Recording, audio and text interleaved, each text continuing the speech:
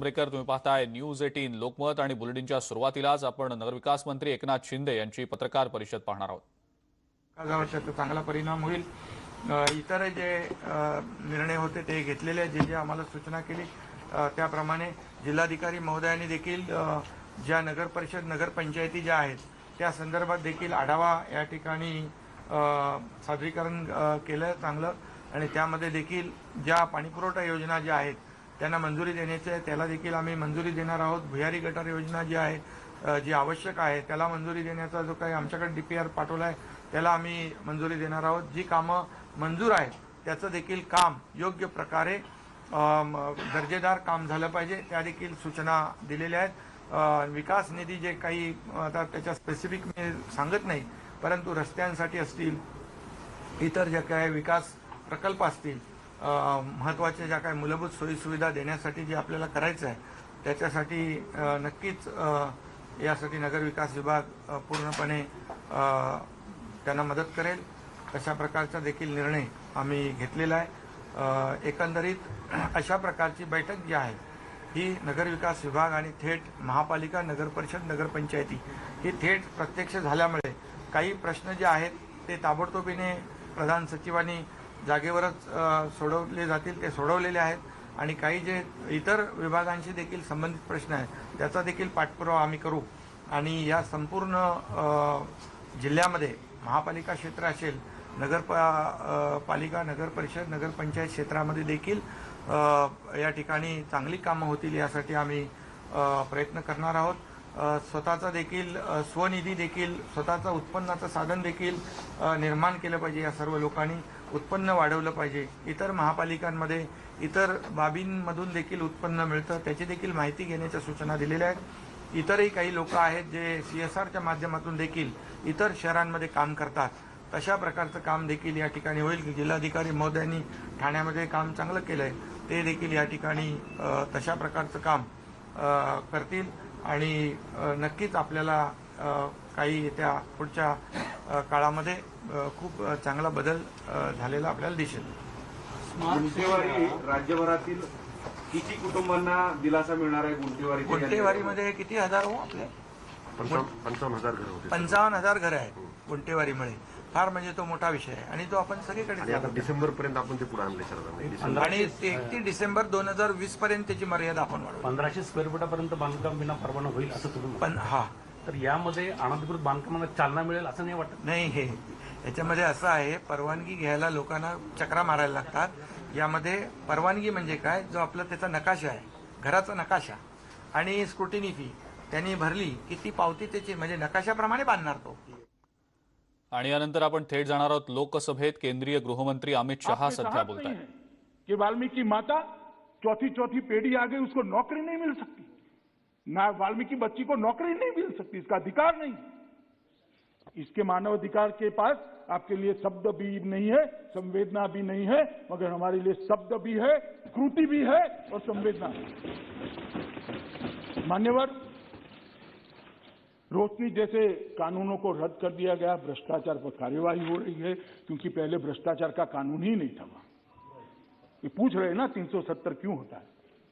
वहां पर रिजर्वेशन नहीं होता था, वहां महिलाओं को अधिकार नहीं था, वाल्मीकि लोगों को अधिकार नहीं था, ट्राइबल को अधिकार नहीं था, OBC को अधिकार नहीं था. भ्रष्टाचार पर रोक नहीं थी क्योंकि भ्रष्टाचार करना था, क्यों रोक लगाना?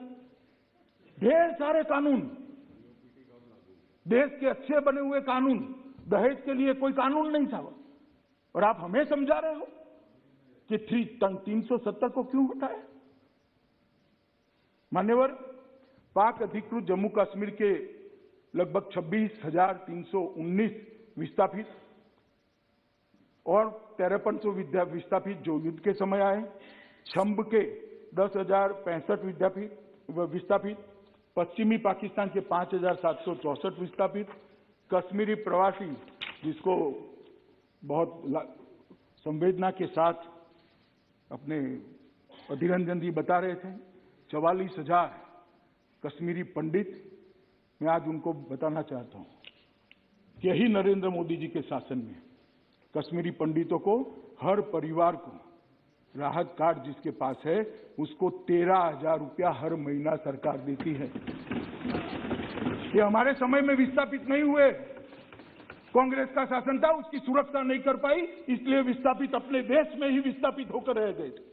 इनको 13,000 हम निःशुल्क राशन देते हैं। पुनर्वास के अंक के रूप में कश्मीर घाटी में 3,000 नौकरियां दे दी गई है। 88 नौकरियों का चयन प्रक्रिया चालू है और ये 6,000 लोगों को कश्मीर घाटी में घर के साथ 2022 के साथ हम बसा देंगे और वर्षों पुराना हमारा स्वप्न समाप्त। 3,000 लोगों को दे चुके हैं निरंजन जी नौकरी, ऑलरेडी दे चुके हैं। 70 साल में एक दिया है तो बताओ, एक। और 6,000 लोगों का घर बनाने की योजना भी, जमीन भी आवंटन कर दी है, बजट का भी आवंटन हो गया है, प्रक्रिया चालू हो गई है। और प्रोफेशनल कॉलेज में दाखिले के लिए देश भर में रिजर्वेशन किया गया है। मान्यवर पहाड़ी भाषी जनसंख्या के 1,74,000 लोगों को आरक्षण नियम संशोधित कर 4% आरक्षण, ये 370 हटने के कारण मिला है। अंतर्राष्ट्रीय सीमा के पास के गांव के 17,000 लोगों को यही सदन में मैं ही बिल लेकर आया था, जिनको रिजर्वेशन दिया है, पहले नहीं दे सकते थे। आर्थिक रूप से कमजोर वर्ग को 1.16 लाख लोगों को अब आरक्षण का लाभ मिलना शुरू हो गया है, क्योंकि 1.16 लाख बीपीएल परिवार को 10% आरक्षण का लाभ मिल रहा है, जो 370 के कारण नहीं मिलता था। 1,500 सफाई कर्मचारी परिवारों को पूरा अधिकार देने का काम किया है। आप हमें पूछ रहे हो क्या किया है? मान्यवर, 370 जाने से जम्मू कश्मीर में किसी के साथ अन्याय हो, इस संभावना को ही समाप्त कर दिया गया है।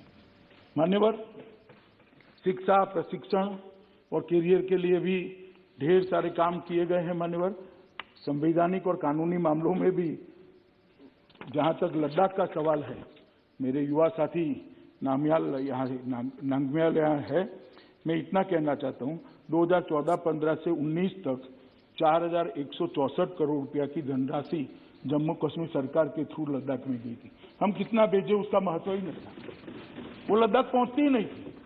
तो 14 से 19 के बीच में 4,164 और 31/10/19 मतलब 370 जाने के बाद निरंजन जी 31/3/20 तक 3/20 करोड़ रुपया ऑलरेडी हम भेज चुके हैं। जो 5 साल में मिलता था वो 17 महीनों में मिला है लद्दाख वालों को। मान्यवर, इतना ही नहीं है, लद्दाख को 2 नए डिग्री कॉलेज दिए गए हैं, नए एयरपोर्ट टर्मिनल और जिला अस्पताल का अपग्रेडेशन का काम शुरू हो गया। सब 17 महीने में ही हुआ। सुमति जी, लद्दाख के पर्यटन को बढ़ावा देने के लिए 5 नए टूरिस्ट सर्किट भारत सरकार ने बनाए हैं, 5 नए ट्रैकिंग रूट्स भी खोले गए हैं। सुदूर क्षेत्रों में सब्सिडाइज हेलीकॉप्टर की व्यवस्था शुरू कर दी गई, जिससे टूरिज्म बढ़े। लगभग लद्दाख में 7500 मेगावाट क्षमता वाला देश का सबसे बड़ा सौर ऊर्जा यंत्र लगाने की कार्यवाही भी शुरू कर दी गई है, जो लद्दाख के लोगों की लाइफलाइन होगी, ढेर सारे लोगों को रोजगारी मिलेगी। परंपरागत चिकित्सा प्रणाली, उसको रिवाइव किया गया है। National institute for Sowa Rigpa की स्थापना नवंबर 2019 की कैबिनेट में कर दी गई है। कारगिल हवाई अड्डे के व्यवहार्यता अध्ययन फिजिबिलिटी स्टडी के लिए लद्दाख प्रशासन और अपने विमानपत्तन विभाग इसके साथ एग्रीमेंट हुआ है। Mission integrated development of horticulture के तहत 28,870 ऐसे पौधे जो ठंडी में भी जिंदा रह पाए, उनको लगाने का काम किया गया है। ई गवर्नेंस की दिशा में गांव तक ई गवर्नेंस पहुंचे, इसके लिए ढेर सारी सुविधाएं, कई ई स्टैम्प शुरू कर दिया है, ई कोर्ट फी शुरू कर दी है। माननीय प्रधानमंत्री जी ने लद्दाख में एक सेंट्रल यूनिवर्सिटी का भी अनुमोदन कर दिया गया है। माननीय अध्यक्ष जी, विकास पैकेज के तहत जो 80,000 करोड़ रुपया था, उसमें इसका उचित हिस्सा भी लद्दाख को दिया गया है। और सभी राज्यों के जैसे यहाँ पर गुजरात भवन होता है, यूपी भवन होता है, बिहार सदन होता है, लद्दाख को भी 70 साल के बाद अपना भवन और सदन यहाँ पर मिला। भारत सरकार की कई सारी योजनाएं वहां पर थी, उसमें लगभग 80% कवरेज कर दिया गया है। रोड कनेक्टिविटी में सुधार के लिए 11 पुलों और 578 किलोमीटर रोड का काम हाथ पे लिया गया है। जो जिला टनल का काम शुरू कर दिया गया है। रिमोट एरिया में टेली कनेक्टिविटी के सुधार के लिए 80 सेट फोन और 124 वास्ट स्थापित किए गए हैं। पावर इंफ्रास्ट्रक्चर के लिए कारगिल में, लेह में 500 केडब्ल्यू के मिनी हाइड्रो प्रोजेक्ट स्थापित किए गए। 11 केवी की और 66.25 केएम और 42 केएम एलटी लाइन बिछाई गई है। 3 गर्ल्स हॉस्टल बनाए गए हैं। 20 बेडेड अस्पताल कारगिल के अंदर बनाया गया है। ट्रेजरी सिस्टम की जगह पीएमएफएस लागू किया है जिससे अनुकूलता हो। लेह में 1000 एमटी का कोल्ड स्टोरेज बनाने का काम पूरा कर दिया गया है जिससे इतने ठंडी वाले प्रदेश में उनको कोई कठिनाई का सामना न पड़े। पश्मीना गोट की संख्या में लगभग ये 17 महीने में 8% वृद्धि दर्ज की है, जो रिकॉर्ड है, आज तक कभी नहीं बढ़ा गया। लद्दाख के पिछले क्षेत्र के लिए विकास पैकेज लगभग 50,000 करोड़ का पैकेज प्रधानमंत्री जी तय कर रहे हैं, जो आने वाले दिनों में लद्दाख को मिलने वाला है। मान्यवर ये कह रहे हैं कि धारा 370 हटाने के बाद क्या किया। मुझे इतना ही है कि आप धारा 370 को राजनीतिक रूप से बोलने की बजाय ये सारी चीजें जम्मू कश्मीर यूटी और लद्दाख यूटी के साइट पर सारी डिटेल थी। अगर किसी ने स्टडी कर पढ़ा होता तो शायद अब तक बिल पारित भी हो गया होगा। ये पूछते नहीं ना मैं जवाब देता। इन्होंने पूछा इसलिए मुझे जवाब देना पड़ा मान्यवर। मगर मेरा इतना ही कहना है अभी भी कि जम्मू कश्मीर और लद्दाख को राजनीति का हिस्सा हम न बनाएं। बहुत सारी चीजें राजनीतिक करने के लिए। आ जाइए राजनीतिक मैदान में, 2-2 हाथ कर लीजिए, कोई नहीं डरता है, कोई नहीं डरता है। मगर ये देश का संवेदनशील हिस्सा है। उनको कई बार घाव लगे हैं, शंकाएं कुशंकाएं उनके मन में पड़ी है, उस पर मरहम लगाना इस सदन का काम है, उसको खुरेदना हमारा काम नहीं है। छोटी सी राजनीतिक इच्छा पूर्ति के लिए हम कश्मीर को इस दृष्टि से न देखें। मान्यवर, इस सब ने कहा कि प्रधानमंत्री जी ने वादा किया था, गृह मंत्री ने वादा किया था कि पूर्ण राज्य का स्टेटस वापस मिलेगा। मैं फिर से जम्मू कश्मीर के लोगों को वादा करना चाहता हूं, निश्चित मिलेगा। आपका विकास जो अटक गया है, ये 3 परिवारों ने जो विकास को रोक कर रखा है, उसको पटरी पर चढ़ाकर जैसे ही उचित परिस्थिति होगी जरूर जम्मू कश्मीर को पूर्ण राज्य का स्टेटस वापस देंगे। इसका इस बिल से कोई लेन देन नहीं है। ये बिल से पूर्ण राज्य वापस आने की कोई संभावना समाप्त नहीं होती है। इतनी स्पष्टता कर फिर से एक बार जम्मू कश्मीर के अवाम और लद्दाख के लोगों को मैं कहना चाहता हूं, नरेंद्र मोदी सरकार परिपत्रों से नहीं चलती है। नरेंद्र मोदी सरकार कानूनों से नहीं चलती है। नरेंद्र मोदी सरकार योजना से नहीं चलती है। नरेंद्र मोदी सरकार भावना से चलती है। और हम मानते हैं कि जम्मू कश्मीर हमारा है, आप हमारे हो, ये पूरा देश आपका है और आपके साथ पूरा देश खड़ा है, इतना विश्वास। एखाद्या जिनियसची ओळख ही त्याच्या बालवयातच होत असते असं म्हणतात आणि लहान मुलं सुद्धा त्यांच्या बालवयापासूनच त्यांच्या क्षेत्रात उत्तम कामगिरी दाखवणं सुरू करत असतात। नेटवर्क 18 सुद्धा अशाच काही जिनियस लोकांना आपल्या भेटीला घेऊन येत आहे। मुंबईतील जयादित्य या गणिताच्या मास्टरला बायजूज यंग जीनियस मध्ये संधी मिळाली। या निमित्ताने त्याच्या कुटुंबाशी संवाद साधला आमची प्रतिनिधी सुस्मिता हिने। नमस्कार, मी सुस्मिता आणि मी आता जयादित्य शेट्टी याच्या घरी आलेली आहे, जो मेंटल मॅथ्स मध्ये प्रचंड हुशार आहे। त्याच्या अभ्यासाचं कायमच कौतुक केलं जातं आणि वेगवेगळ्या चॅम्पियनशिप मध्ये हा चॅम्पियन झालेला मुलगा आपल्या सोबत आहे। त्याचे फॅमिली मेंबर्स आपल्यासोबत आहे, आई वडील आहेत, त्यांच्याशी आपण बोलणार आहोत। गणितामधलं त्याचं रहस्य काय आहे आणि अगदी क्लुप्त्या त्याच्याकडे वेगवेगळ्या आहेत त्या सुद्धा आपण जाणून घेणार आहोत। काय सांगाल, कशा पद्धतीने जयादित्य सगळा अभ्यास करत असतो? स्कूल में जब वो पढ़ता था और तो हम ज़्यादा तो कुछ ज़्यादा मेहनत नहीं करते थे, हम लोग भी काम पे जाते थे, तो वो अपने आप काफ़ी अच्छा पढ़ाई कर रहा था मैथ्स में। तो तब हमने एक जगह पे एक कोचिंग हम लोग ने उसके लिए शुरू की थी। तब उसने बहुत अच्छा किया। देन उसको सिलेक्ट किया गया दुबई में एक कंपटीशन के लिए। तो वहां जाके एक हेक्टॉक करके एक कंपटीशन था जहां पे वो ही got the silver medal over there.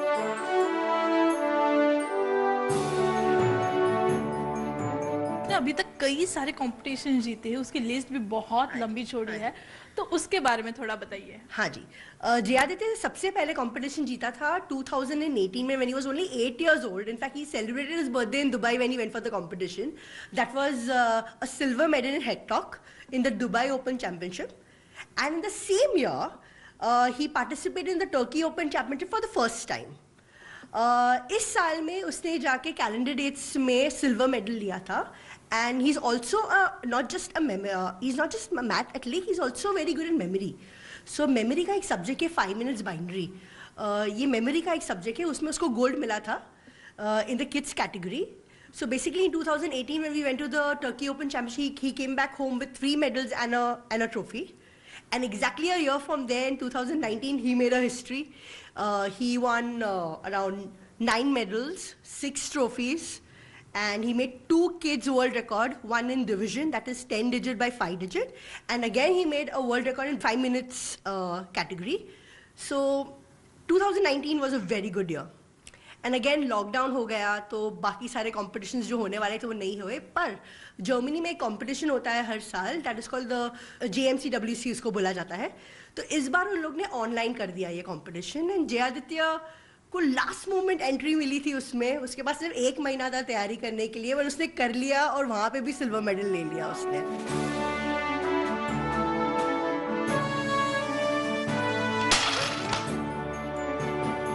नानी हमारे साथ है, क्या कहोगे, मतलब कितना अच्छा काम कर रहा है, प्राउड फीलिंग तो डेफिनेटली होगी. बहुत बहुत बहुत. और इतना जितना होशियार है, इतना प्रेमाल है और इतनी रिस्पेक्ट वाला है. मेरी इतनी रिस्पेक्ट करता है. दादी तारीफ कर रही है आपकी, कितना अच्छा लग रहा है आपको? बहुत अच्छा लग रहा है. बहुत अच्छा लग रहा है. सभी लोग तारीफ कर रहे हैं. इतने सारे अवार्ड जीतने के लिए आपने कितने घंटे की मेहनत की, और आज जब सभी जगहों से, मतलब बायजूस ने भी आपको बहुत ज्यादा अप्रिशिएट किया, तो कितना अच्छा लगता है? बहुत अच्छा लगता है. मतलब ऐसा अपॉर्चुनिटी बहुत टाइम में बस एक बार मिलता है, इसीलिए मतलब जब ऐसा शो का ये मालूम पड़ा होने वाला है तो बहुत अच्छा लगा.